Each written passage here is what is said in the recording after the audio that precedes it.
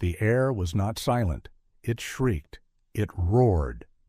The year was 1943, and the sky over the Reich was not merely a battlefield. It was a crucible where every tracer round fired was a desperate, unheard prayer. The great silver giants, the B-17 flying fortresses, moved with a defiant, doomed majesty across the high, thin atmosphere. They were dying, not in isolated crashes, but in staggering numbers that threatened to tear the strategic heart out of the Allied campaign. This hemorrhaging of life was caused by an invisible, infuriating paradox. Every gunner, every raw recruit pulled from a farm or a factory and strapped into a freezing turret knew the unwritten law of combat. You must lead the target. They peered through the sights at the dark, fast-moving shapes of the Messerschmitt 109s and Focke-Wulf 190s, the yellow-nosed predators that attacked with terrifying speed. They aimed far ahead. They anticipated the fighters' movement across the sky, compensating for the brief agonizing time their rounds took to travel. Yet the bullets failed. They missed. They passed not ahead, but harmlessly into the empty, cold space where the gunner's logic dictated the German plane should have been. The gunner's fire was a brilliant, tragic spectacle, a promise of destruction that was never kept. What was the unseen variable? The missing truth in this lethal calculus? It was the platform itself. The bomber. It was a 25-ton machine hurtling forward at 300 miles per hour. When the gunner squeezed the trigger, his half-inch caliber rounds did not launch from a stationary point. They were already moving. They inherited the colossal forward momentum of the flying fortress itself. The gunners, obeying the instinct to lead the target, were unknowingly applying too much compensation. They were aiming for a point in space their own platform's speed would ensure the rounds reached far too quickly. To aim ahead was, in fact, to guarantee a miss. The stream of fire became a beautiful, harmless funeral procession of light, always a few agonizing feet in front of the target's nose. The German pilots knew it. The gunners felt it in the sick, echoing silence of their turrets. For every aircraft they claimed, and the claims were often exaggerated by desperation, 2, sometimes 3, of their comrades paid the ultimate, final price. The cost was counted not in simple statistics, but in the dreadful sight of an engine blooming fire, a wing shearing away, and the knowledge of the silence that would greet them on the runway back home. Command knew the arithmetic was wrong. They knew the human spirit could not endure this continuous high-altitude slaughter. They had to break the fundamental rule of shooting. They had to replace human instinct with cold, pure geometry. The solution emerged, stark and demanding, from the desolate training grounds of Las Vegas Army Airfield, a place far removed from the biting terror of the European air. The new truth was a brutal challenge to the eye, a direct contradiction of what every soldier knew about aiming. The doctrine arrived like a coded transmission. You must aim behind the visual image. The grizzled veteran instructors stared at the paper, then at the sky. Aim behind? That was the lesson? It was illogical. It was desperate. It was the only way they would survive. The training range was nothing like the European sky. It was the dusty, sun-bleached expanse of the Nevada desert, far from the flak bursts and the freezing fear of altitude. But here, at Las Vegas Army Airfield, the real war was being fought, the war against instinct.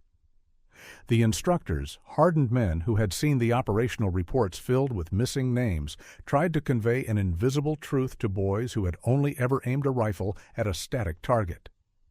They stood before the mock turrets, the air thick with the smell of canvas and hot metal, trying to articulate a concept that demanded a total betrayal of the human eye.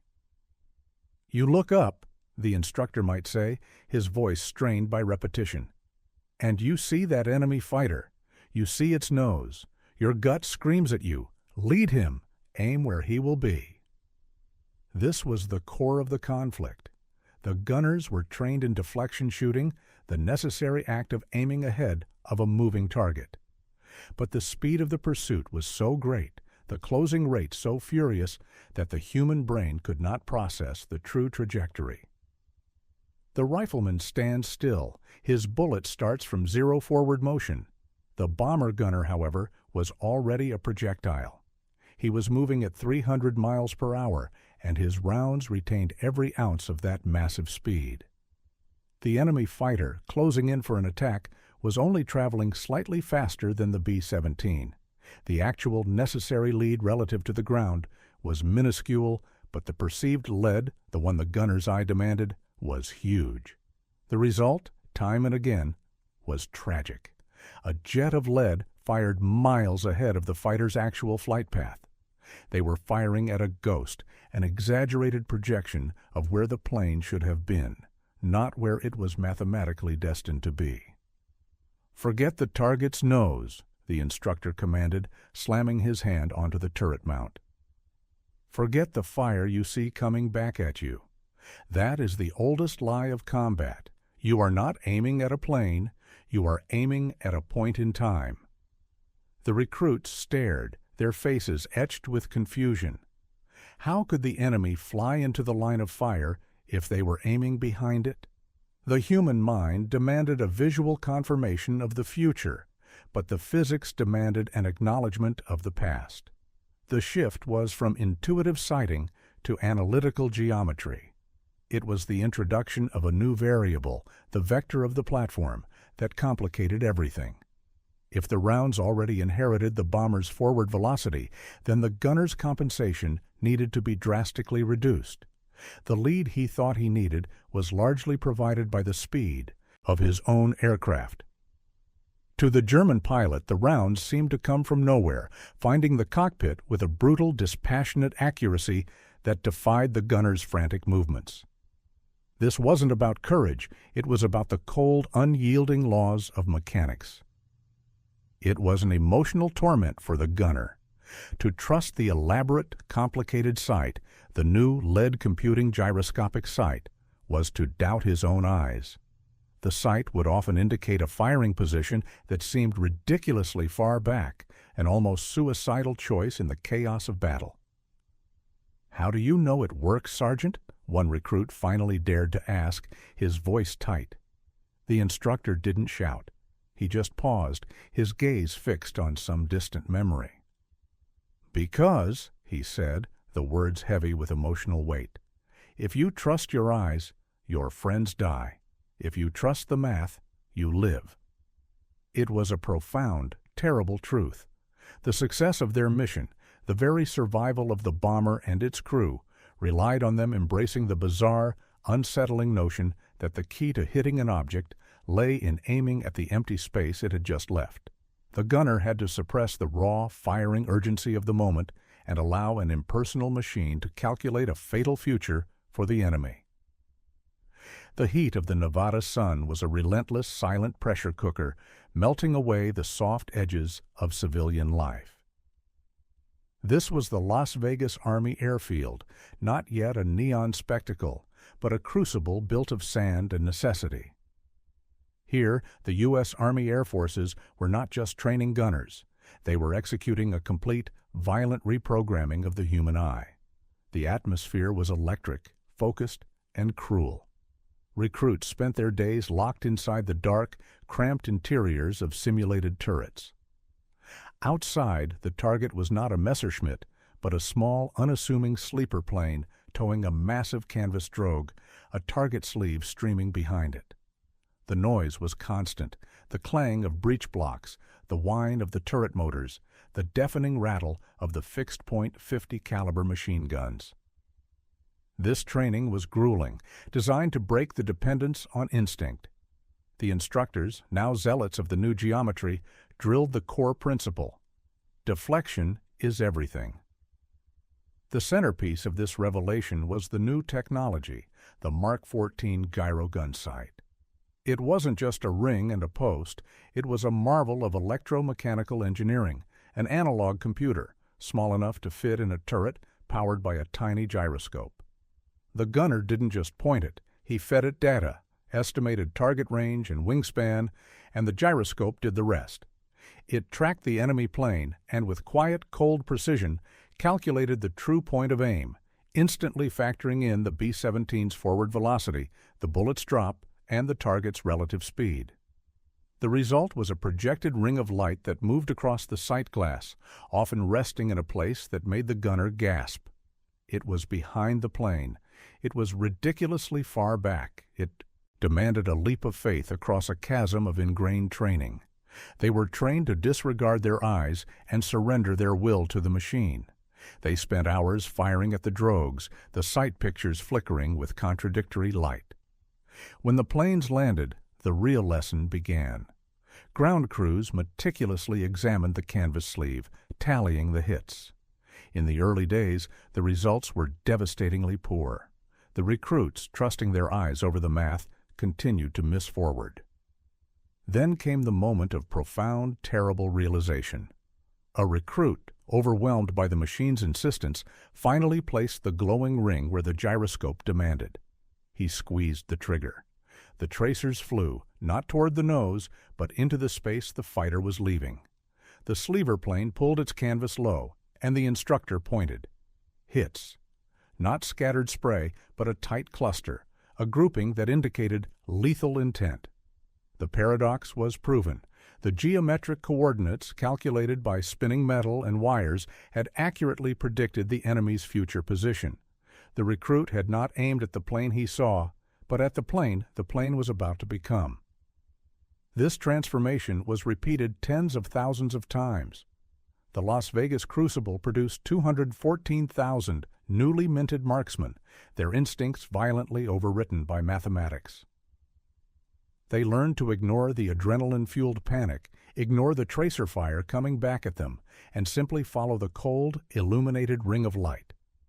They were no longer farm boys with guns. They were human extensions of a flawless, deadly computer.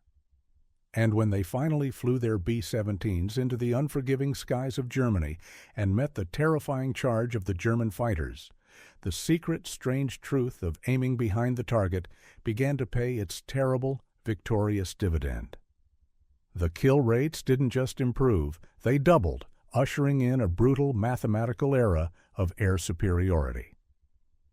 The Schweinfurt-Regensburg raid of August 1943. The name echoes like a death knell in the history of the 8th Air Force. This was the moment of brutal reckoning, where the flaws in the old doctrine were inscribed in fire across the sky. Visual of massed B-17 formations flying into thick flak, contrasting with the fast, aggressive German fighters. The sky was saturated with the enemy. 400 German fighters, Messerschmitts and Focke-Wulfs, tore into the American formations like wolves into a flock. The gunners, operating on gut instinct and flawed training, tracked the targets and compensated. They aimed ahead. They unleashed torrents of fire, glorious streams of incandescent lead designed to intercept the rapidly approaching fighters. The bullets flew wide, always wide. The German pilots, masters of the high-speed pass, learned exactly where the American fire would be. They flew through the gaps, avoiding the concentrated, wasted lead. The result, 60 B-17s were obliterated in a single day. The cost was unbearable.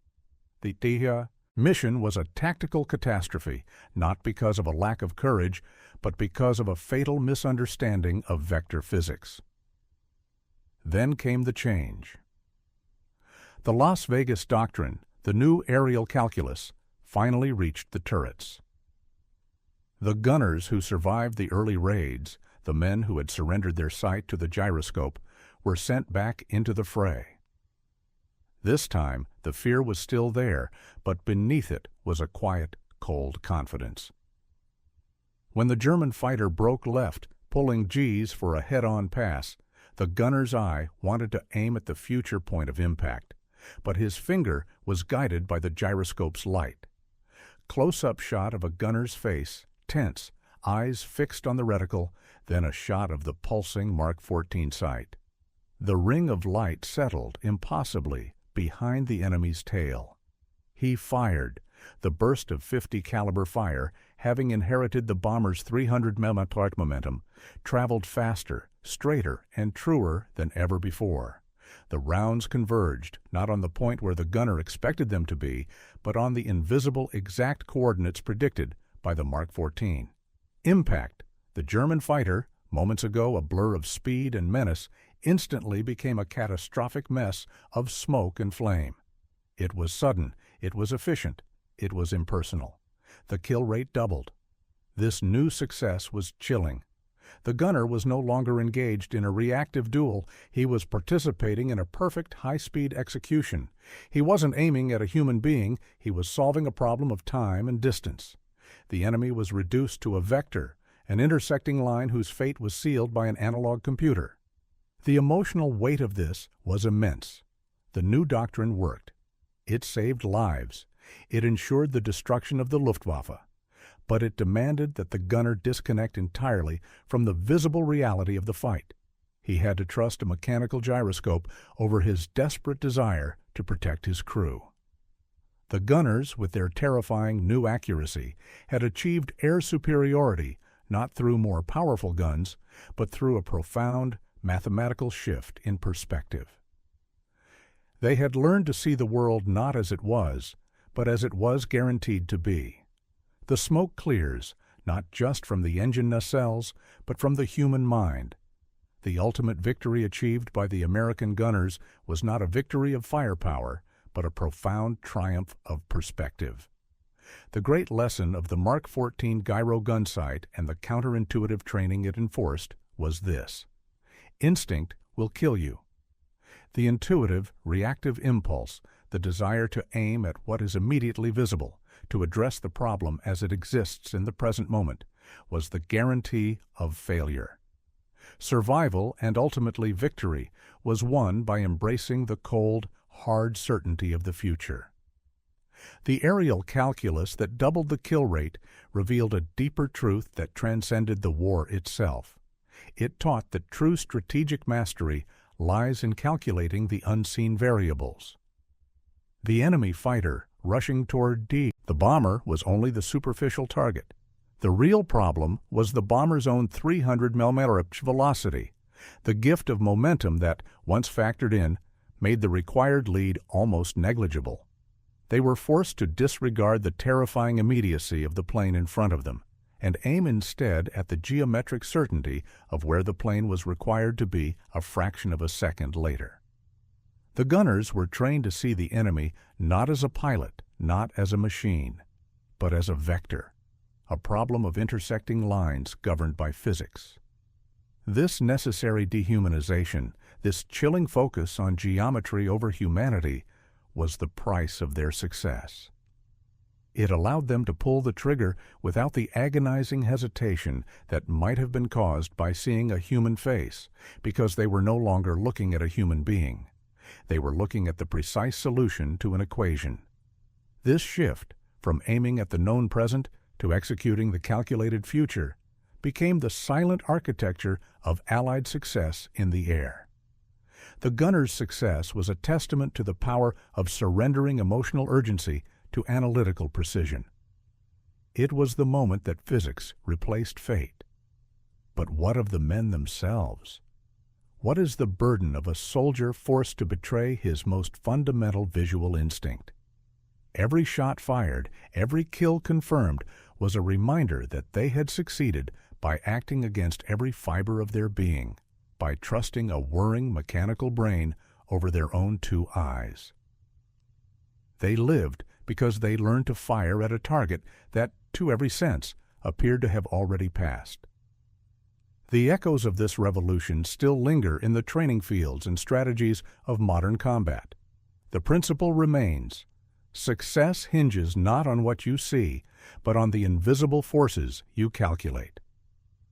The aerial gunners of World War II gave us the ultimate, dramatic proof that victory is not found in aiming at the present, but in firing precisely into the future. And perhaps this is the most profound revelation, that even in the most desperate and visceral of human conflicts, the cold, unyielding laws of the universe always have the final, devastating word.